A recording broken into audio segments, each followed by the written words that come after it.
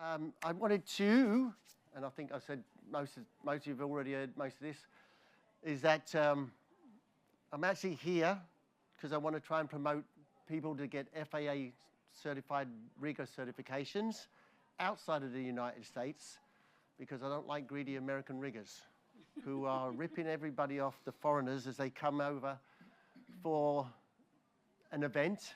And now if they jump in TSO'd equipment, which is probably 80% of the world, then they have to have it packed by an FAA rigger, which causes a lot of stir. People are either having to come in early, a week early, days earlier to get that stuff done, or the American riggers are ripping them off for $250 to do it overnight so they can attend the world record or the event they've come to do, and I don't like it. So my goal is to create as many foreign FAA riggers as I can so that you can service your own customers prior to them coming to the United States. And that's pretty much what this talk's about today. It's not really about specifically what the course is all about, other than I'll open all that up to questions if you want anything. It's easier for you to ask me and let me tell you what you want to know than me just burble on about a whole bunch of BS. And that's not British skydiving. I don't know who the hell come up with that name. They certainly weren't thinking. So yeah, so basically that's my goal. That's why I'm here at the moment. And if any of you want to ask any questions, fire away. Yes? Is there a reason someone like yourself can't come to the UK and hold a course for, say, 10 of us? There is, unfortunately. Again, it's the good old Americans. So the basic process of doing a rigger's ticket in the United States is you have designated parachute rigger examiners, which I am, and somebody else run a course, or you can do it under the tutelage of anybody. But once the minimum requirement to hold a rigger's license is you have to have packed 20 pack jobs of a particular type, whether it's back, chest, seat, or lap, under the supervision of a certified rigger that holds that rating. So if you hold a back rating, you can't teach somebody how to pack a lap parachute.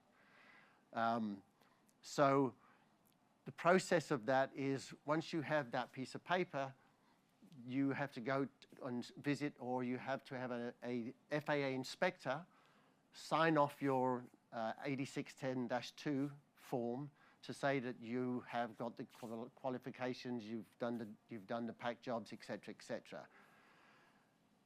Then you have to go and organize a written test at a particular test place where they administer all kinds of tests. But the FAA written test is one of them.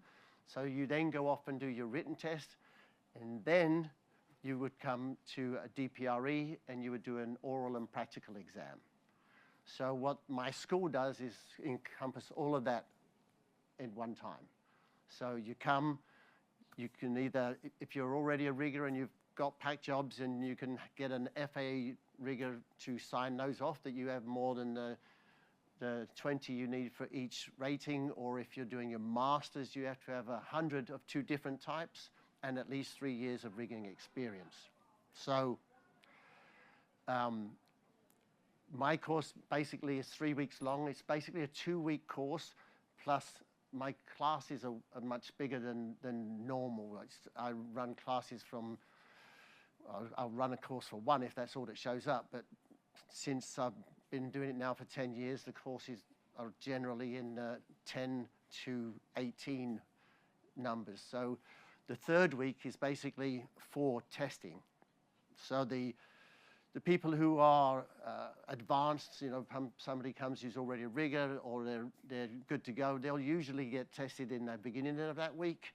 And then the ones who come that maybe have never done any rigging at all, we get them caught up in that third week, so they test at the end of that week. So that's basically the process. Normally, people will come in. The first week, every morning I go through the rules and regulations for an hour or so, and then we get into the daily work. If you're a senior rigger or who needs to do their pack jobs, then I'm teaching them, or the instructors are teaching them how to pack reserves, and they're getting their numbers up through that first week.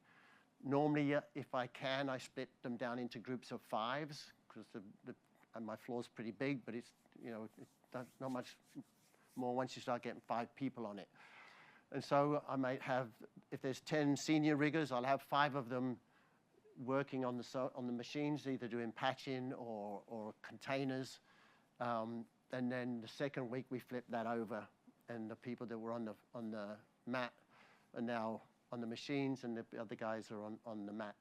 So in that second week, on the Tuesday, normally my inspector comes in and he signs off everybody's paperwork. So each and every individual one has their file, go to him, he checks that they've got the pack jobs done, he checks they've got this, that, and the other done, and then he signs off the paperwork, which means you're now able to go and do your written test.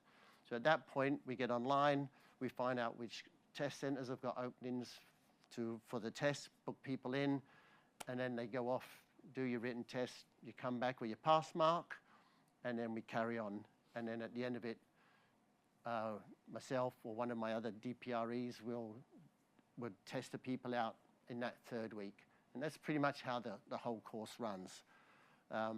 Again, my goal is to try and get as many folks over as I can and get them those ratings so that they can come back and I think there's 4 in the country, I think, right now, 4 FAA riggers. So if we could get that up to 10 or whatever, then, and especially if you could get them spread out a bit around the country, now whenever the guys are coming, or anybody that's going to the US to jump, should be able to get their equipment all legalized for themselves prior to going there, and they don't have to either get ripped off or go and not know whether they can get it packed, or go early because they need a day or so to make sure they can get all that stuff done. I'm trying to want to eliminate that and create a more relaxed run for the guys traveling over to the US to jump. So that's kind of where I'm at. Any more questions? What would be Yes. the cost? Oh. Sorry. Yes, dear. No, sorry. What if the USPA do manage to kibosh this? They are talking about making this requirement go away. I don't think If US. you were in the last lesson, Okay. PIA asked And the PR Let me- I can tell you- FAA to I can tell you change it. straight up. No. Okay. I can tell you straight up right here, the Federal Aviation Administration, the government of the United States, is not going to let the USPA tell them shit. Fair enough. The USPA have to run parachuting under FAA rules and regulations. They're not USPA rules and regulations, they're the government's rules and regulations. But if that's the answer, then fair enough. They did ask last year and they got It ain't happening. I can promise you that. I've lived in the United States for 40 years and it is not happening in any way, shape or form. Any more? Yes? Just cost. Hmm? Rough cost. Rough. The course usually is $4,000 for the 3 weeks. If I've got people that are very experienced like yourself, we can discuss that. We could probably take $1,000 off of that if we're not, running around teaching you up your bum all day long. If we're not holding your hand all day long, we could probably not. And then, like I said to you earlier, Yeah. if obviously you guys, if you've got experienced riggers coming in from overseas, you guys don't need to do 20 pack jobs. You've got all that stuff down and done. All you got to do is come in, get used to the sewing machines in my shop because they're always different from one place to another. Maybe learn even some more bits and pieces that's not covered around these parts, and then probably be in and out within the 2 weeks. So then that can help reduce the cost somewhat. and I'm going to try that. There is a half-off certificate in the drawer, by the way, if anybody wants one. I donated a half-price rigging course, so that's a prize worth looking at. Get in the drawer. Anything else anybody wants to know? Any ideas? No? Great, I like it. We're done. Yes.